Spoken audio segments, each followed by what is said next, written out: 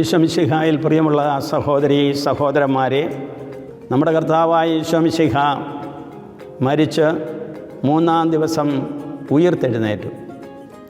ഈ ഉയിർത്തെഴുന്നേൽപ്പിൻ്റെ തിരുനാളാണ് നാം ഇന്ന് ആഘോഷിക്കുന്നത്. എന്നെ ശ്രവിക്കുന്നവരായ നിങ്ങൾക്കെല്ലാവർക്കും ഈ ഉയിർപ്പ് തിരുനാളിൻ്റെ മംഗളങ്ങൾ ഞാൻ സ്നേഹപൂർവ്വം ആശംസിക്കുന്നു.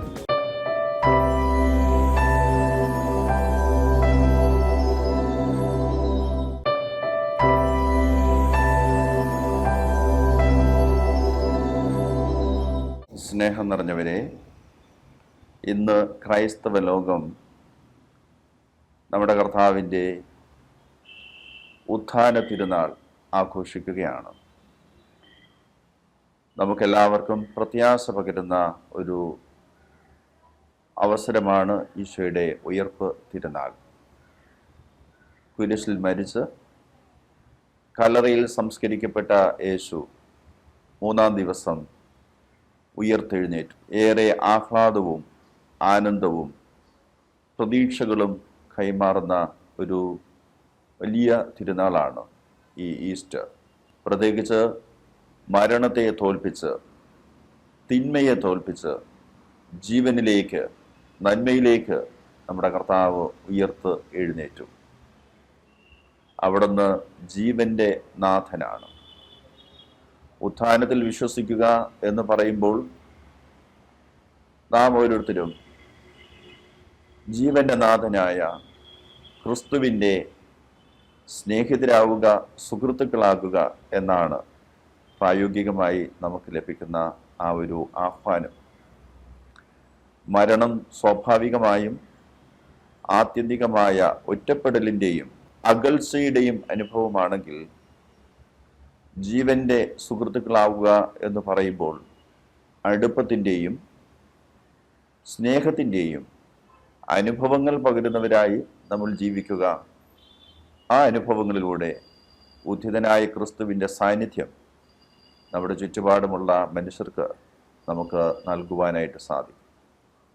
ഇന്ന് പല ആളുകളും പല കാരണങ്ങളാൽ നിരാശയിലും വേദനയിലും സങ്കടത്തിലും തങ്ങളുടെ ജീവിതം തന്നെ ഇനി മുൻപോട്ട് പോകുവാൻ സാധ്യമല്ല എന്ന തോന്നലിൽ കഴിയുന്നവർക്കെല്ലാം യേശുവിൻ്റെ ഈ ഉത്ഥാനം പുതിയൊരു പ്രത്യാശയും പ്രതീക്ഷയുമാണ് നൽകുക. ഒന്നും അവസാനിച്ചിട്ടില്ല. യേശുവിൽ വീണ്ടും നമുക്ക് നവമായി ആരംഭിക്കാം എന്നുള്ള ഒരു സന്ദേശമാണ് ഈ പുനരുത്ഥാന മഹോത്സവം നമുക്ക് നൽകുന്നത്. നമ്മളെല്ലാവരും ജീവിക്കുന്ന നമ്മുടെ തന്നെ ജീവിത ചുറ്റുപാടുകളിൽ, പ്രത്യേകിച്ച് ക്രൈസ്തവ സമൂഹത്തിൻ്റെ അംഗങ്ങളെന്നുള്ള നിലയിൽ എപ്പോഴും പ്രത്യാശയുള്ളവരും സന്തോഷഭരിതരുമായി ജീവിക്കുമ്പോഴാണ് ഉത്ഥിതനായ ക്രിസ്തു നമുക്കിടയിൽ ഉണ്ട് എന്ന അനുഭവം മറ്റുള്ളവർക്കും ലഭ്യമാവുക. സുവിശേഷത്തിൽ നമ്മൾ വായിക്കുന്നുണ്ട്, അതിരാവിലെ സുഗന്ധദ്രവ്യവുമായി യേശുവിൻ്റെ കല്ലറയിലെത്തിയ സ്ത്രീകൾ കല്ല് ഉരുട്ട് മാറ്റിയിരിക്കുന്നതാണ് കാണുക. പിന്നെ അവർ കേൾക്കുന്നത്, ജീവിച്ചിരിക്കുന്നവനെ നിങ്ങൾ എന്തിന് മരിച്ചവരുടെ ഇടയിൽ അന്വേഷിക്കുന്നു എന്ന ചോദ്യമാണ്. ദൈവദൂതൻ്റെ ആ ചോദ്യമാണ്.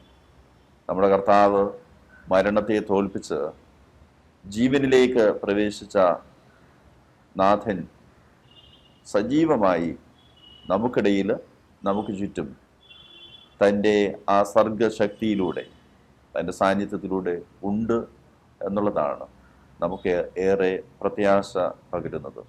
സ്വാഭാവികമായും ഈ ഈസ്റ്റർ ജീവൻ്റെ പരിപോഷകരായി മാറുവാൻ നമ്മെ ക്ഷണിക്കുന്നു. നമുക്ക് ചുറ്റും ദുർബലരായ, നിസ്സഹായരായ ആളുകൾക്ക് നമ്മിലൂടെ അവർക്ക് ജീവൻ്റെ അനുഭവം നമ്മുടെ അടുപ്പത്തിലൂടെ, സ്നേഹത്തിലൂടെ കൈമാറുമ്പോൾ സ്വാഭാവികമായും ആ ജീവൻ്റെ ആഘോഷത്തിലേക്ക്, ഉത്ഥാനത്തിൻ്റെ ആഘോഷത്തിലേക്ക് കടന്നു വരുവാൻ നമുക്ക് സാധിക്കും. അതുപോലെ തന്നെ നമ്മുടെ സാന്നിധ്യവും നമ്മുടെ തന്നെ പ്രവർത്തനങ്ങളും മറ്റുള്ളവർക്ക് പ്രതീക്ഷ പകരുന്നതായി മാറുവാൻ ഈ ഉത്ഥാനം, യേശുവിൻ്റെ മഹനീയമായ ആ ഉയർത്തെഴുന്നേൽപ്പ് നമ്മെ ഓരോരുത്തരെയും ക്ഷണിക്കുകയാണ്. സന്തോഷത്തിൻ്റെയും സമാധാനത്തിൻ്റെ അനുഭവങ്ങളാണ് നമുക്ക് ഉദ്ധിതനായ ക്രിസ്തു നൽകുന്നത്. ഭയം മൂലം വാതിലുകൾ അടച്ചിരുന്ന ശിഷ്യന്മാരുടെ അടുക്കിലേക്ക് ഉദ്ധിതൻ കടന്നു വരുമ്പോൾ അവരെല്ലാം ധൈര്യം അവലംബിച്ചുകൊണ്ട് പുതിയൊരു പ്രതീക്ഷയിലാണ് തുടർന്നുള്ള ജീവിതം നയിക്കുക. അപ്പോസ്തലന്മാർ പരാജിതരായി കടൽ തീരത്ത് നിൽക്കുമ്പോൾ അവരെ തേടിയെത്തുന്ന ഉദ്ധിതൻ്റെ ആ മഹനീയ സാന്നിധ്യം അവർക്കൊരു പുതിയ പ്രതീക്ഷയും പുതുതായി ജീവിതത്തിൽ തങ്ങളുടെ കർമ്മരംഗങ്ങളിൽ ആരംഭിക്കുവാൻ പ്രവർത്തിക്കുവാനുള്ള പ്രചോദനവുമായി മാറി. ഈ ഈസ്റ്റർ സമാധാനത്തിൻ്റെയും പ്രത്യാശയുടെയും ജീവൻ്റെയും സ്നേഹത്തിൻ്റെയും അനുഭവത്തിലേക്കാണ് നമ്മെ വിളിക്കുന്നത്.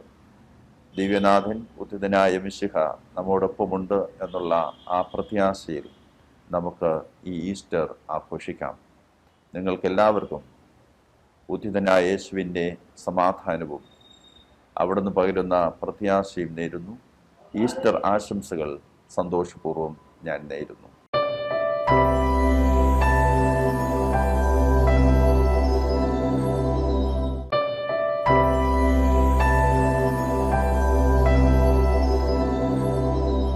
ദൈവത്തിൻ്റെ വലിയ തിരുനാമത്തിന് മഹത്വമുണ്ടായിരിക്കട്ടെ.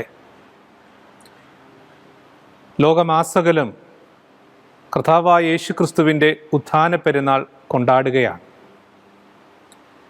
ഉത്ഥാന പെരുന്നാളിൻ്റെ ഉയിർപ്പിൻ്റെ പൊരുൾ എന്ന് പറയുന്നത് സമാധാനമാണ്.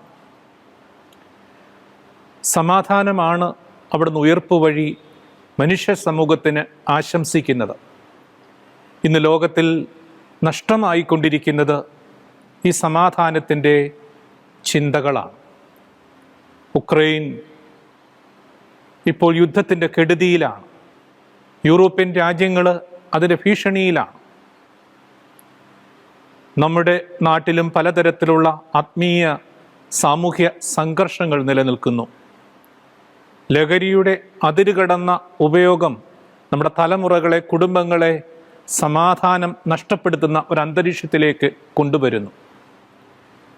സഭയ്ക്കുള്ളിലും സഭയ്ക്ക് പുറത്തും സമാധാനത്തിൻ്റെ അന്തരീക്ഷം കെടുത്തുന്ന ഏറെ കാര്യങ്ങൾ നടമാടിക്കൊണ്ടിരിക്കുകയാണ്. ഇതിനെല്ലാം ഉത്തരം പീഡാസഹന രഹസ്യങ്ങളിലൂടെ, മരണത്തിലൂടെ, ഖബറടക്കത്തിലൂടെ ഇതിനെല്ലാം അതിജീവിച്ച ഉദ്ധിതനായ യേശുക്രിസ്തു തന്നെ. യോഹന്നാന്റെ സുവിശേഷം 20:19 അവിടുന്ന് സമാധാനം ആശംസിക്കുന്നു. തൻ്റെ പരസ്യ ജീവിതകാലത്ത് മറ്റൊരു സമയത്തും പറയാത്തതുപോലെയുള്ള സമാധാനത്തിൻ്റെ ആശംസകളാണ് അവിടുന്ന് നൽകുന്നത്. ഇതാണ് ഈ കാലഘട്ടത്തിൽ ഇന്ന് ആവശ്യം. യേശുവിലേക്ക് തിരിയുക, ഉദ്ധിതനിലേക്ക് തിരിയുക.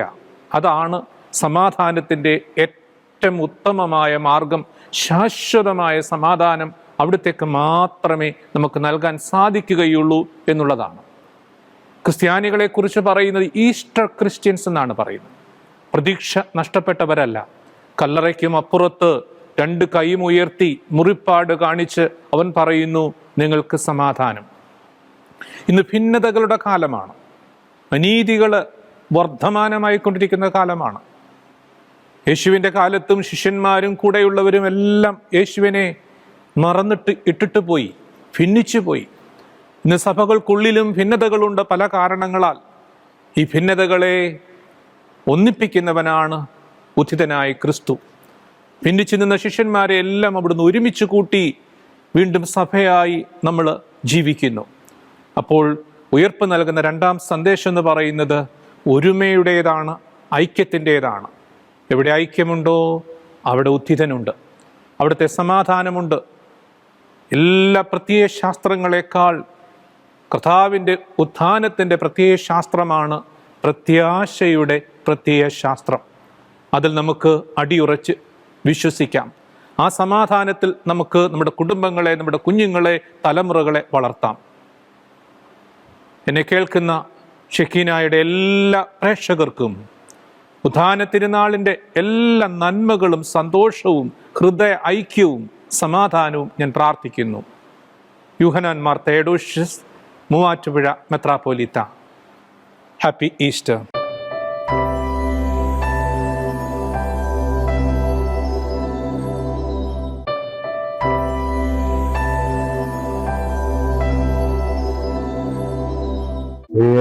ദൈവത്തിൻ്റെ നാമത്തിന് മഹത്വം ഉണ്ടാകട്ടെ. കർത്താവിൽ അനുഗ്രഹിക്കപ്പെട്ട സഹോദരൻ, യേശുക്രിസ്തുവിന്റെ മഹത്വകരമായ ഉയർപ്പ് പെരുന്നാൾ നാം ആഘോഷിക്കുകയാണ്. ലോകത്തിൽ ദൈവം ചെയ്ത രണ്ട് ഏറ്റവും വലിയ അത്ഭുത പ്രവർത്തനങ്ങൾ കർത്താവിന്റെ മനുഷ്യാവതാരവും കർത്താവിന്റെ മരിച്ചവരിൽ നിന്നുള്ള ഉയർത്തെഴുന്നേൽപ്പുമാണ്. ഈ രണ്ട് സംഭവവും ക്രിസ്തുവിന്റെ ജീവിതത്തിലെ സമാധാനത്തിന്റെ സന്ദേശം നൽകുന്ന വലിയ സംഭവങ്ങളാണ്. കർത്താവിന്റെ ജന്മസമയത്ത് മാലാഖമാർ പാടി അത്യുന്നതന്റെ ദൈവത്തിന് മഹത്വം, ഭൂമിയിൽ ദൈവപ്രസാദമുള്ള മനുഷ്യർക്ക് സമാധാനം. കർത്താവ് ഉയർത്തെഴുന്നേറ്റ സമയത്ത് ശിഷ്യന്മാർക്ക് പ്രത്യക്ഷനായി പറഞ്ഞു, നിങ്ങൾക്ക് സമാധാനം. ദൈവിക സമാധാനത്തിന്റെ സന്ദേശമാണ് യേശുക്രിസ്തുവിന്റെ രക്ഷാകരമായ ഈ ലോകത്തിലെ ദൗത്യമെന്നാണ് നമ്മെ പഠിപ്പിക്കുന്നത്. പരിശുദ്ധനായ അലക്സാണ്ട്രിയയിലെ അത്താനാസിയോസ് 4-ാം നൂറ്റാണ്ടിൽ ജീവിക്കുന്ന പിതാവ് പറയുന്നത്, the greatest Christian monument is the resurrection of Christ എന്നുള്ളതാണ്. ഏറ്റവും വലിയ സംഭവം ക്രിസ്തുവിന്റെ മഹത്വമാണ്, മഹത്വകരമായി ഉയർത്തെഴുന്നേൽപ്പ്.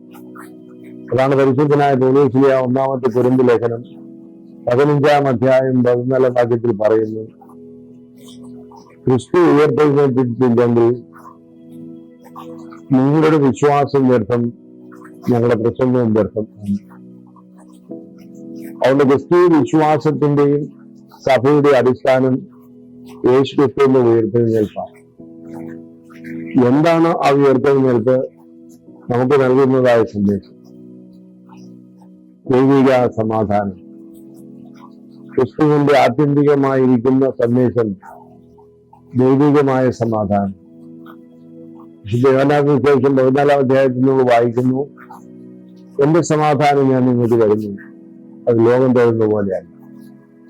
അപ്പോൾ ദൈവിക സമാധാനത്തോടുകൂടെ ജീവിക്കാൻ നമുക്ക് കഴിയുന്നതാണ് ഉയർത്തെഴുന്നേൽപ്പിന്റെ അനുഭവം എന്ന് പറയുന്നത്. യേശു ഉയർത്തെഴുന്നേറ്റതിന്റെ വലിയ തെളിവ് എന്ന് പറയുന്നത് ഞാനും നിങ്ങളുമാണ്.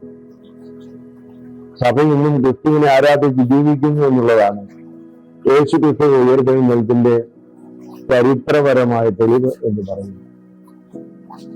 എന്നാൽ ആ ചരിത്രപരമായ തെളിവ് ലോകത്തിന് സാക്ഷ്യമാകണമെങ്കിൽ ഉയർത്തെഴുന്നേറ്റ കർത്താവിന്റെ ആ സമാധാനം വഹിക്കുന്നവരും അത് പ്രചരിപ്പിക്കുന്നവരുമായി നാം തീരണം. യേശു ക്രിസ്തു ആ സമാധാനം നമുക്ക് നൽകുന്നു.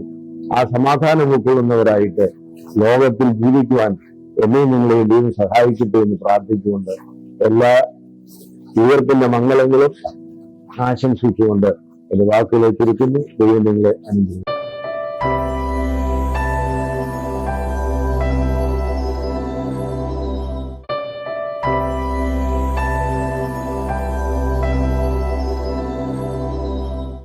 ഷെക്കീന ടി വിയുടെ എല്ലാ പ്രേക്ഷകർക്കും ഈസ്റ്റർ ആശംസകൾ. കൊരിന്ത്യക്കാർക്ക് എഴുതിയ 1-ാം ലേഖനത്തിൽ നാം വായിക്കുന്ന പോലെ, യഹൂദർക്ക് ഇടർച്ചയും വിജാതിയർക്ക് ഭോഷത്വവുമായി കുരിശിനെ മഹത്വമാക്കിയത് യേശുവിൻ്റെ ഉത്ഥാനമാണ്. അതുകൊണ്ട് ഷെക്കീന മഹത്വത്തിൻ സാന്നിധ്യം എന്ന് പറയുന്ന പോലെ ഈസ്റ്റർ ദൈവത്തിൻ്റെ മഹത്വത്തിൻ്റെ അടയാളമാണ്, സാന്നിധ്യമാണ്. ഈസ്റ്റർ പുതുജീവൻ്റെ തിരുനാളാണ്. അതുകൊണ്ടാണ് എടനയിലെ മറ്റുമൊക്കെ പണ്ടുകാലത്ത് ഈസ്റ്ററിന് വിതറിയിരുന്നത്.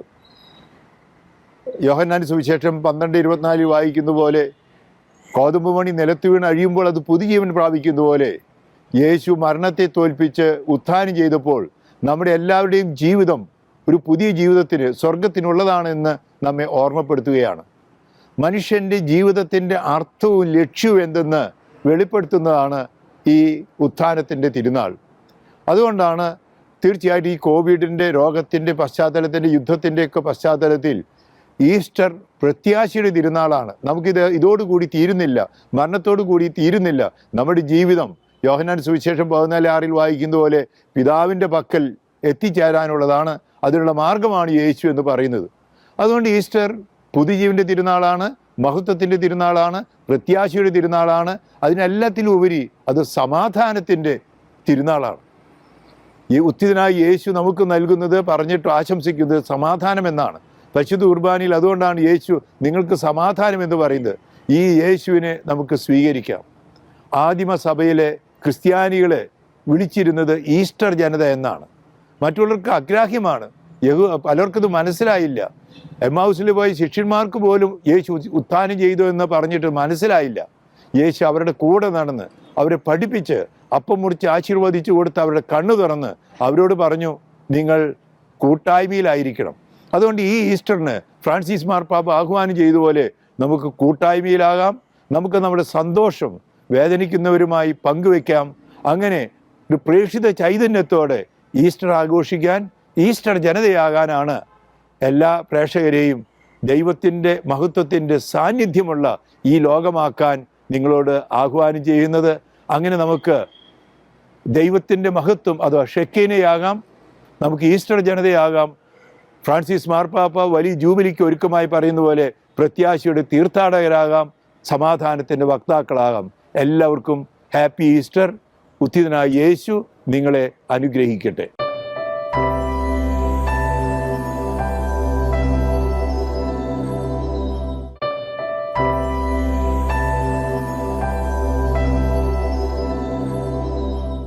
ദൈവപുത്രനായ യേശുവിൻ്റെ ഉത്ഥാനം പാപത്തിന് മേൽ നേടിയ വലിയ വിജയമാണ്. മനുഷ്യരാരും തങ്ങളുടെ പാപത്തെ പ്രതി നശിച്ചു പോകാതിരിക്കാൻ യേശു മോചനദ്രവ്യമായി തന്നെ സമർപ്പിച്ചു. ദൈവം സ്വപുത്രനിലൂടെ നമ്മുടെ പാപങ്ങൾ കളഞ്ഞു. ദൈവം നേടിയ വിജയമാണ് യഥാർത്ഥ വിജയം. മനുഷ്യൻ്റെ വിജയത്തിന് സ്വാർത്ഥതയുടെ നിറമാണ്. യേശു നേടിയ വിജയത്തിനാവട്ടെ സ്വയം ശൂന്യവൽക്കരണത്തിൻ്റെ മഹത്വമുണ്ട്. ഇന്ന് ലോകരാജ്യങ്ങളും മനുഷ്യഹൃദയങ്ങളും കടന്നു പോകുന്നത് മത്സരത്തിലൂടെയാണ്. ലോകരാജ്യങ്ങൾ സ്വാർത്ഥ താൽപ്പര്യങ്ങൾ സംരക്ഷിക്കുന്നതിനും മേൽക്കോയ്മയ്ക്കുമായി യുദ്ധങ്ങൾ നടത്തി നിസ്സഹായരായ മനുഷ്യരെ മരണത്തിലേക്ക് തള്ളിവിടുന്നു. രാഷ്ട്രീയ പാർട്ടികൾ തങ്ങളുടെ കടമ മറന്ന് സ്വാർത്ഥ ലാഭത്തിനായി പ്രവർത്തിക്കുന്നു. കുടുംബങ്ങളിലും വ്യക്തിബന്ധങ്ങളിലും തനിക്ക് താൻ പോരിമയ്ക്കായും സ്വന്തം ഇഷ്ടങ്ങൾ നേടിയെടുക്കാനുള്ള ശ്രമങ്ങൾ നടക്കുന്നു.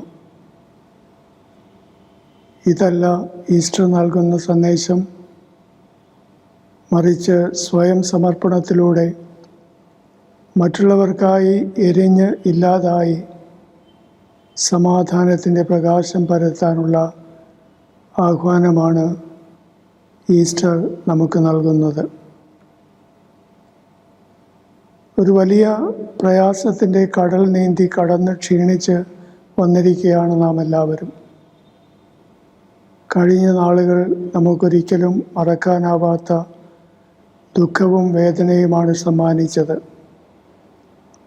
വിനാശത്തിന് കാരണമായ നിത്യമരണം നമ്മിൽ നിന്ന് ഉന്മൂലനം ചെയ്യപ്പെട്ടെങ്കിലും ലോകത്തിൻ്റെ തിന്മകളിൽ മനുഷ്യൻ ഇന്നും വ്യാപരിക്കുന്നു.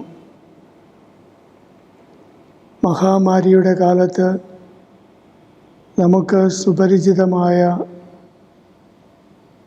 ഒരു വാക്കാണ് ക്വാറന്റീൻ. അത് നമ്മുടെ സുരക്ഷയ്ക്ക് വേണ്ടി നാം പാലിക്കേണ്ടതാണ്. എന്നാൽ നമ്മളാരും സ്ഥിരമായി ക്വാറന്റീനിൽ ആയി പോകുന്നില്ല, ഒറ്റപ്പെട്ടു പോകുന്നില്ല എന്ന് നാം ഉറപ്പുവരുത്തണം. അത് കുടുംബത്തിലായാലും സമൂഹത്തിലായാലും പരസ്പരം ഹൃദയങ്ങൾ ചേർത്ത് വയ്ക്കാനും നമുക്ക് കഴിയണം. എല്ലാവരെയും ഒരുമിച്ച് കൂട്ടുവാനാണ് യേശു മരണം വരിച്ചതും ഉത്ഥാനം ചെയ്തതും. ഉത്ഥാനത്തിൻ്റെ അന്തസ്സത്ത ഗ്രഹിക്കാൻ കഴിഞ്ഞാൽ ലോകത്ത് സമാധാനവും ശാന്തിയും നിലനിൽക്കും. വെളിപാട് ഗ്രന്ഥത്തിൽ വായിക്കുന്നത് പോലെ വെള്ളയങ്കി അണിഞ്ഞ സിംഹാസനത്തിന് മുമ്പിൽ നിൽക്കുന്ന ഒരു കൂട്ടം ജനം, അവർ വലിയ ഞെരുക്കത്തിൽ നിന്ന് വന്നവർ, കുഞ്ഞാടിൻ്റെ രക്തത്തിൽ തങ്ങളുടെ വസ്ത്രങ്ങൾ കഴുകി വെളുപ്പിച്ചവർ. പ്രിയപ്പെട്ടവരെ, ഇവരെ പോലെ നമുക്ക് ക്രിസ്തുവിൻ്റെ ഉത്ഥാനമാകുന്ന ജയത്തിൽ പങ്കുചേരാം. അവിടുത്തെ മുറിവിനാൽ നാം എല്ലാവരും സൗഖ്യം നേടിയ പോലെ അവിടുത്തെ ഉയർപ്പിൽ പങ്കാളികളായി ഉത്ഥാന വിജയം നമുക്ക് ആസ്വദിക്കാം. ക്രിസ്തുവിൻ്റെ ഉത്ഥാനം നമുക്ക് പ്രത്യാശയും സ്വർഗ സൗഭാഗ്യവും നൽകുന്നതായിരുന്നു. ക്രിസ്തുവിൻ്റെ ഉത്ഥാനം തിന്മയ്ക്ക് മേലുള്ള നന്മയുടെ വിജയമായിരുന്നു. സ്നേഹപൂർവ്വം ഈസ്റ്ററിൻ്റെ ആശംസകൾ നേരുന്നു.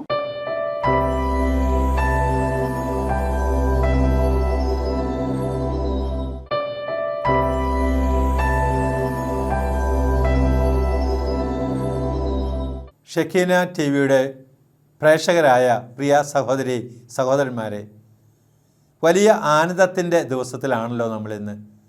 കർത്താവിൻ്റെ ഉത്ഥാനം നമ്മൾ അനുസ്മരിക്കുകയാണ്. ദുഃഖപൂരിതമായിരുന്ന അപ്പോസ്തലന്മാർക്കും ആദിമ ക്രൈസ്തവ സമൂഹത്തിനും കർത്താവിൻ്റെ ഉത്ഥാനം സന്തോഷം, പ്രത്യാശ, പ്രതീക്ഷ, ആനന്ദം പകരുകയുണ്ടായി.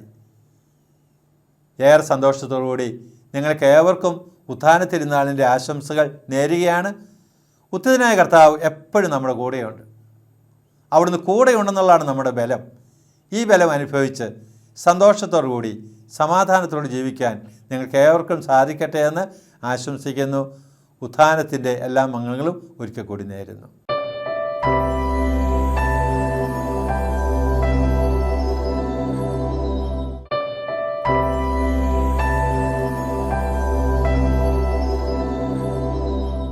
പ്രിയമുള്ളവരെ, ചരിത്രത്തിൽ നിരവധി പേരുണ്ട് ക്രിസ്തു സത്യമായും ഉയർത്തെഴുന്നേറ്റുവെന്ന് അടിയുറച്ച് വിശ്വസിച്ചവർ.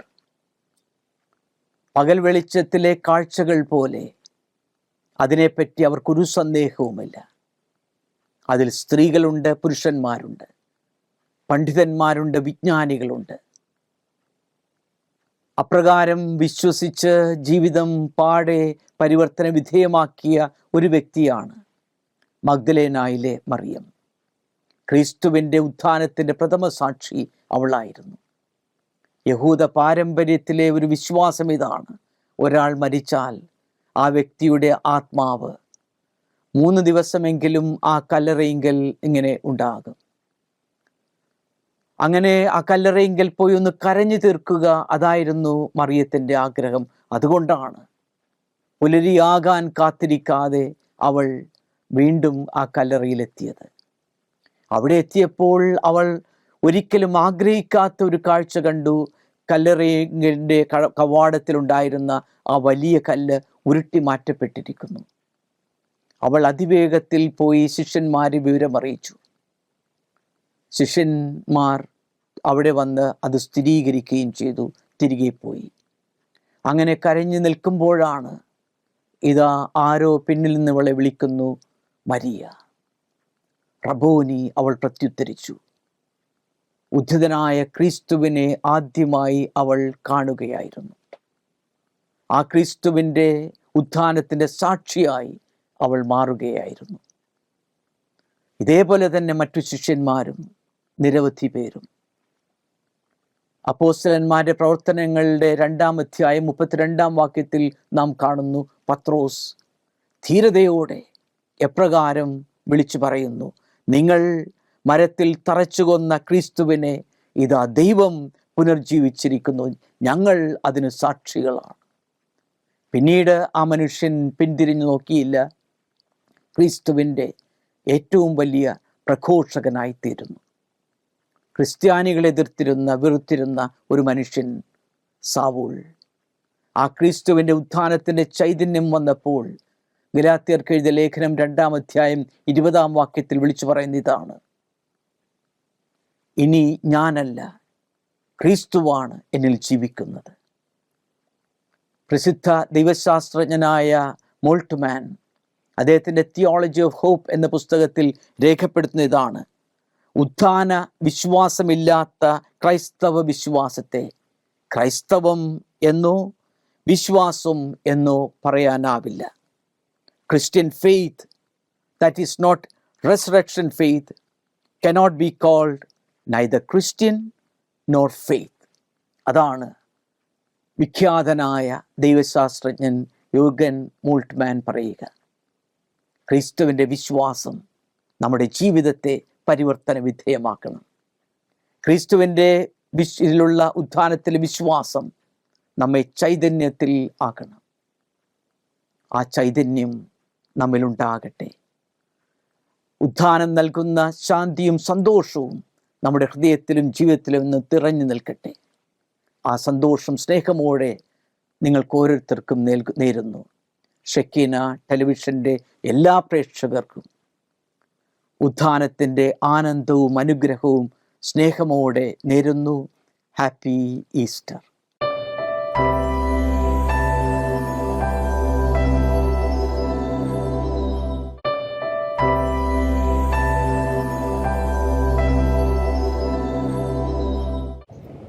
വിശുദ്ധ പൗലോസ് ശ്ലീഹ കൊറിന്തോസിലെ സഭയ്ക്ക് എഴുതിയ 2-ാം ലേഖനം 4-ാം അധ്യായം 10-ാം വാക്യത്തിൽ നമ്മളിങ്ങനെ ശ്രവിക്കുന്നു: യേശുവിൻ്റെ ജീവൻ ഞങ്ങളിൽ പ്രത്യക്ഷമാകുന്നതിന് ഞങ്ങളുടെ ശരീരത്തിൽ അവൻ്റെ മരണം ഞങ്ങൾ സംവഹിക്കുന്നു. പ്രിയമുള്ളവരെ, വലിയ ആഴ്ചയിലെ വിശുദ്ധ കുർബാനയുടെയും യേശുവിൻ്റെ പീഡാസഹന മരണ ഉത്ഥാനങ്ങളുടെയും ആ ധ്യാനത്തിൻ്റെ പരിസമാപ്തിയായി ഇന്ന് നാം സന്തോഷത്തിൻ്റെ ഈസ്റ്റർ ദിനത്തിലേക്ക് കടന്നു വന്നിരിക്കുകയാണ്. ഈസ്റ്റർ ഒരു വിജയഗാഥയാണ്. എന്നാൽ വിജയ ശ്രീലാളിതനായ കർത്താവ് ഉത്ഥിതനായി കടന്നു വരുമ്പോൾ തൻ്റെ ശരീരത്തിൽ അവൻ്റെ മരണത്തിൻ്റെ പാടുകൾ വഹിച്ചിരുന്നു എന്ന് നമുക്കോർക്കാം. നമ്മുടെ ജീവിതത്തിൽ ഈസ്റ്ററിൻ്റെ അനുഭവങ്ങൾ ഒരിക്കലും മരണത്തെ മറക്കാനുള്ളതല്ല, സഹനത്തെ ഉപേക്ഷിക്കാനുള്ളതല്ല, മറിച്ച് സഹനത്തിലൂടെയും മരണത്തിലൂടെയും ഏറ്റെടുക്കുന്ന വിജയത്തെ ഓർമ്മപ്പെടുത്താനുള്ളതാണ്. നമ്മുടെ ജീവിതത്തിൽ സഹനം, മരണം ഇവ ഒരിക്കലും അപ്രതീക്ഷിതമായ യാഥാർത്ഥ്യങ്ങളല്ല, മറിച്ച് അത് രക്ഷയിലേക്കുള്ള വഴിയാണ്. ഏത് വിജയവും നമ്മൾ ആസ്വദിക്കുമ്പോഴും ഈ സഹനം നമുക്ക് കൂടെ കൊണ്ട് നടക്കാം. ഈസ്റ്റർ അനുഭവത്തിലും നമ്മുടെ ജീവിതത്തിലെ സഹനങ്ങളെ നമുക്ക് ഉപേക്ഷിക്കാതിരിക്കാം. ഈ നോമ്പുകാലത്ത് നാം ഉപേക്ഷിച്ച പലതുമുണ്ട്, ഏറ്റെടുത്ത ത്യാഗങ്ങളുണ്ട്. അവ ഇന്നത്തോടുകൂടെ തീരുന്നതല്ല. ഈസ്റ്റർ അനുഭവത്തിൽ, ഉത്ഥാനത്തിൻ്റെ അനുഭവത്തിൽ നാം ജീവിക്കുമ്പോഴും ത്യാഗവും ഉപേക്ഷയും നമ്മുടെ ജീവിതത്തിൻ്റെ ഭാഗമാണ്. നമ്മളുടെ ക്രൈസ്തവമായിട്ടുള്ള വിജയങ്ങളിൽ എല്ലാം ഒരുപക്ഷെ പരിഹാസങ്ങൾ നമ്മൾ വീണ്ടും കേട്ടെന്ന് വരും. നാം ക്രിസ്തുവിൻ്റെ മുമ്പിലാണ് വിജയിക്കേണ്ടത്, ദൈവത്തിൻ്റെ മുമ്പിലാണ് നാം വിജയിക്കേണ്ടത്. ദൈവഹിതത്തിന് നമ്മെ തന്നെ വിട്ടുകൊടുത്ത് വിജയം വരിക്കുമ്പോൾ അനേകർ നമ്മെ പരിഹസിച്ചേക്കാം. പക്ഷേ അത് എൻ്റെ ഈ വിജയത്തിലെ സഹനത്തിൻ്റെ മുറിപ്പാടുകളാണ്, ഉത്ഥിതൻ്റെ മുറിപ്പാടുകളാണ് ഞാൻ കൊണ്ടു നടക്കുന്നത്. ക്രിസ്തുവിൽ വിജയം വരിക്കുന്നതിന് വേണ്ടി ഇന്നും ഞാൻ സഹനമേറ്റെടുക്കുന്നുണ്ടാകും. ആ സഹനം അവിടുത്തെ മുറിപ്പാടുകളാണ്, ഉത്തിതൻ്റെ മുറിപ്പാടുകളാണ്. നമ്മുടെയൊക്കെ പരിചയത്തിലും നമ്മുടെ അറിവിലും എത്രയോ പേരാണ് ശയ്യാവലംബിയായിട്ട് കിടക്കുന്ന മനുഷ്യർ. പക്ഷേ അപ്പോഴും അവരുടെ മുഖത്ത് വലിയ സന്തോഷത്തിൻ്റെയും ആനന്ദത്തിൻ്റെയും അലയടികളാണ്. കാരണം അവർ ക്രിസ്തുവിൽ വിജയം വരിച്ചവരാണ്. നമ്മുടെ ജീവിതത്തിലെ പരിമിതികളും നമ്മുടെ കുറവുകളും നമ്മൾ ഇനിയും നേടിയെടുത്തിട്ടില്ലാത്ത നമ്മുടെ സ്വപ്നങ്ങളും ആഗ്രഹങ്ങളുമെല്ലാം കർത്താവിൻ്റെ മുറിപ്പാടുകളായിട്ട്, ഉത്തിതൻ്റെ മുറിപ്പാടുകളായിട്ട് നമ്മോടൊപ്പം ഉണ്ടാകട്ടെ. ഉത്തിതൻ അതായിരിക്കണം നമ്മുടെ ലക്ഷ്യം. ഉത്തിതനിലുള്ള ജീവിതമാണ് നാം ലക്ഷ്യം വയ്ക്കുന്നത്. അവിടെ എല്ലാറ്റിനും സന്തോഷത്തിൻ്റെ, വിജയത്തിൻ്റെ പരിസമാപ്തി ഉണ്ട് എന്ന് നമുക്ക് തിരിച്ചറിയാം. ഏവർക്കും ഈസ്റ്ററിൻ്റെ, ഉത്ഥാന തിരുനാളിൻ്റെ മംഗളങ്ങൾ ഏറ്റവും സ്നേഹപൂർവ്വം ഞാൻ ആശംസിക്കുന്നു.